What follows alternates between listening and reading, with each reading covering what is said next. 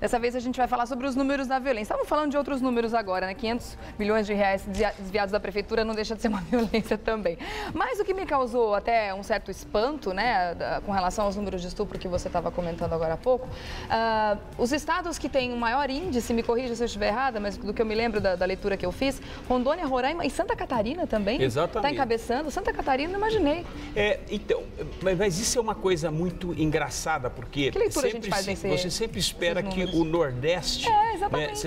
E na verdade você teve índices muito inferior, né, em algumas regiões do Nordeste, Norte e Nordeste do país.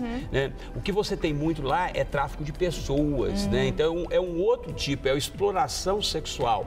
Né? Mas nós estamos falando do estupro propriamente dito, ou seja, a prática do crime de estupro.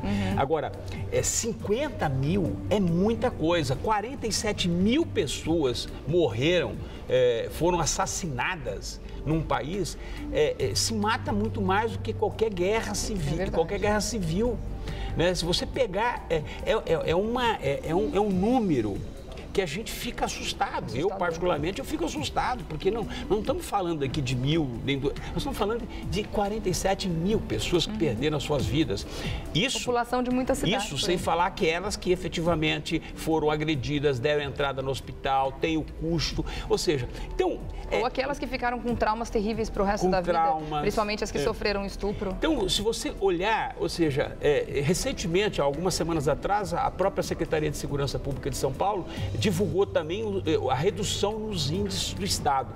Mas a gente não pode pensar o Brasil como só o Estado de São Paulo, nós temos que pensar o Brasil como um todo, né? Porque nós temos estados extremamente pobres, né? Miseráveis, né? Ou seja, que não tem dinheiro para nada e a única coisa... Você pega, por exemplo, a região de Alagoas, onde você tem, enquanto em São Paulo você tem 11 homicídios a cada 100 mil habitantes, em Alagoas você tem 58 mortes a cada 100 mil habitantes. São 5 vezes o número de pessoas que morrem, que perdem suas vidas, crime de homicídio.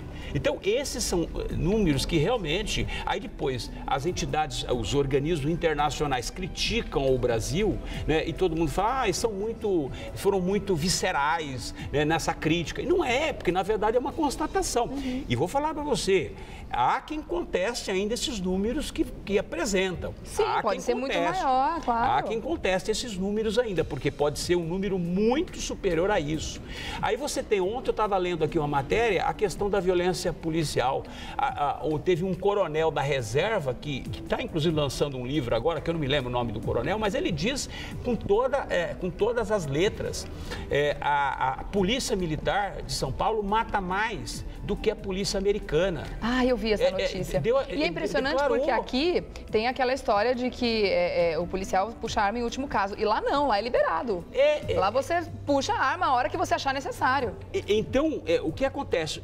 Nós estamos diante de uma guerra civil. Isso não tem, que ninguém admite. Ou seja, nós estamos diante de uma situação bastante complicada, extremamente complexa. O Brasil vai... Eu ainda estou falando, 2014, as pessoas... Você sabe que eu tenho com medo dessas suas previsões apocalípticas. Eu tenho acertado. Mas é verdade. Até hoje, o ano passado, nós fizemos alguns prognósticos aqui, eu acertei em todos os programas. 2014 será um ano difícil, um ano complicado, com manifestações, eu não digo vandalismo, eu digo atos de terrorismo, atos de violência, enfim, eu estou fazendo 2014 um ano extremamente difícil para o Brasil. Não, e já está sendo anunciado, inclusive, essa briga dos chefões das facções criminosas mais importantes de São Paulo, do Brasil, e dizendo que se eles não tiverem realmente aí tudo o que eles estão querendo, eles vão transformar o ano que vem num terror, principalmente por conta da Copa do Mundo. Isso aí está deixando todo mundo de cabelo em pé. Então, esse é o retrato do Brasil. Aí você pega, por exemplo, a questão da recuperação judicial do Eike Batista, né? Ou seja, é um outro tema aqui também que eu acho que vale a pena a gente até comentar rapidamente essa questão, que é outra fraude, né? Que é uma outra fraude. Por quê? Porque, na verdade, essa empresa, uma empresa que foi constituída em 2007, quebra praticamente, porque essa recuperação ação judicial nada mais é do que o primeiro passo para quebrar a empresa. Para a falência Para a falência da empresa, entendeu? Ou seja, aonde a pessoa, gente que apostou tudo, que pegou o seu dinheiro, apostou nessa empresa dele, um verdadeiro saco de fumaça, um estelionato anunciado.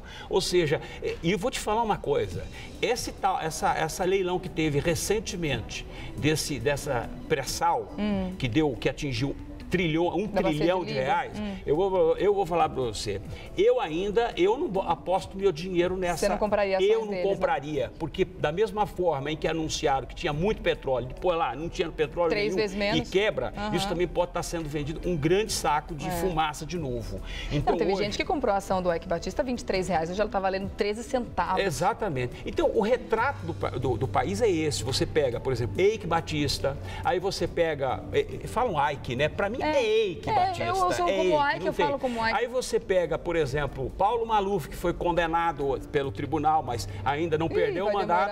Não perdeu o mandato. Não perdeu, não. Todo mundo está anunciando que perdeu, mas não perdeu nada. Porque tem recurso, vai recorrer, vai terminar o mandato dele. E assim como não perdeu ainda, não é que ele está inelegível por 5 anos. Tem muita água para passar embaixo da ponte. Tem muito, porque se eventualmente reverter a situação, então você pega Eike Batista, você pega Paulo Maluf, Sarney. Que turminha bacana. Olha que trio. Que turminha linda, de patetas aí não tem absolutamente nada. Não, isso aí são 3 espertalhões que, na verdade, obviamente, desviaram dinheiro do país, né, roubaram que nem não sei o quê, e continuam aí. E vão morrer de velho, vão morrer ricos, você quer saber? Continuam aí, ou seja, um presidente do Senado, o outro presidente e senador, o outro deputado federal, procurado pela Interpol. Que loucura. É o único deputado que eu conheço que é procurado pela Interpol, que está solto, está aí. Ó. É uma piada pronta esse país. E aí você pega o Eike Batista fazendo o que está fazendo, roubando, porque é roubar isso, não é outra coisa. Eu vendo uma coisa que, na verdade, eu não posso entregar, que não existe, isso é estelionato. É uma pessoa que tinha que estar presa. Em qualquer outro país do mundo, ele tinha que estar preso. Essa que é a verdade. Deu um golpe em todo mundo. Tinha que estar atrás das grades. Vamos combinar de falar sobre esse assunto outro dia aqui no Revista da Cidade, porque é um assunto até que muitas pessoas ouvem muito falar a respeito da quebra do Império X, de Eike Batista, que sei lá o quê. E aí, muita gente fica sem entender exatamente o que aconteceu. Vamos combinar um dia aqui no Revista, você vem explicar melhor essa questão. Que essa novela não terminou. E a última foi essa da Revista Veja, que para mim foi assim, um tapa na cara da sociedade. Isso eu não vi. Né? O que é? Me conta, não. Ou seja, é um empresário metido a Playboy, né, com uma Ferrari, e aí ela tem aqui R$50 mil numa balada, né, numa noitada. Ou seja, então esse é o retrato do país. Esse é o retrato do país. Né, onde tem um país, onde tem gente que passa fome e o cara fazendo ostentação, né, e aparecendo aí no grande noticiário. Né? Mas essas desigualdades sempre existiram e tudo ok, assim, desde que ele tenha ganho esse dinheiro, desde que ele tenha ganhado esse dinheiro de uma forma correta, de uma forma lícita, né? Se ele fez por merecer, inventou a roda, sei lá o que ele fez, beleza. Mas o problema é quando o dinheiro é tirado do nosso bolso, aí que é muito revoltante. Mas posso falar, esse merecia que a Receita Federal desse uma investigadinha e verificar, porque ele presta serviço para bancos. E aquelas taxinhas que o banco te cobra sem explicação, eu não sei para onde vai. De repente nós temos que... Né? Então, só clicou, olha a quantidade. Quanto custa cada garrafa dessa que eu nem sei? Eu não tenho nenhuma garrafa dessa em casa. Olha a foto das festinhas. E tudo com certeza devidamente postado nas redes sociais para fazer bonito. É isso, esse é o retrato do país. Maravilha, né, doutor Eduardo? A gente termina essa pauta aplaudindo, né? Só falta República isso, né? das Falcatruas, né? Vamos denominar o Brasil daqui para frente agora República das Falcatruas. Gostei. Querido, obrigada. Até terça-feira que vem. Viu? Quer dizer, gostei do nosso papo, mas eu odiei o assunto, na verdade. Então a gente fica... No fim, a gente se diverte. É importante colocar tudo isso para que todos nós fiquemos aí com o mesmo repúdio, com a mesma frustração, mas que isso transforme, que isso gere uma transformação depois. Não adianta nada ficar só falando, né? Eu espero também que a transformação aconteça nos próximos... Vamos. É isso aí. Fazendo. No Facebook você faz contato com o Dr. Eduardo Leite, 500 melhores júris. Muita informação legal para você compartilhar por lá. 500 melhores júris e, claro, terça-feira ele está de volta com outros assuntos tão importantes quanto os de hoje. Obrigada, doutor Eduardo. Ótima semana para você. Semana. Beijo. A gente se vê na terça que vem. Beijo. A gente fica aqui espumando.